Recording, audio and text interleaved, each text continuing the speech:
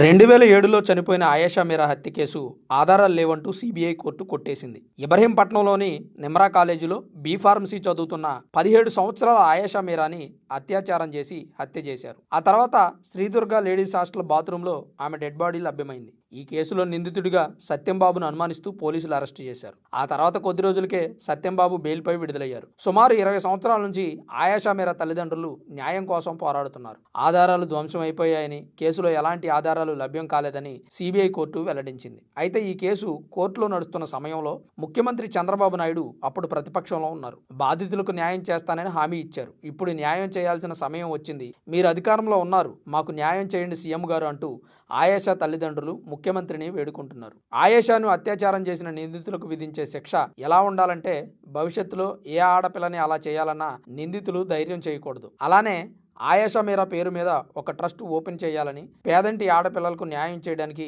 ఆ ట్రస్ట్ ఉపయోగపడుతుందని తల్లిదండ్రులు విజ్ఞప్తి చేస్తున్నారు. మేము మైనారిటీలు కావడం వల్లే న్యాయం జరగడం లేదంటున్నారు. సీఎం గారు దీని మీద ప్రత్యేకమైనటువంటి శ్రద్ధ చూపించాలని, కోర్టు కూడా సభ్యులను నియమించి హంతకులు ఎవరో తేల్చాలంటున్నారు. ఆయేషా మీరా హత్య కేసు ముగిసినట్టు కాదని, తనకు న్యాయం జరిగిన రోజే కేసు ముగిసినట్టని తల్లిదండ్రులు చెబుతున్నారు. నిజంగా ఒక అమ్మాయి అత్యాచారం చేయబడి హత్య చేయబడితే 20 సంవత్సరాలు గడుస్తున్నా ఈ దేశంలో న్యాయం జరగలేదంటే వ్యవస్థలు తప్ప, వ్యక్తులు తప్ప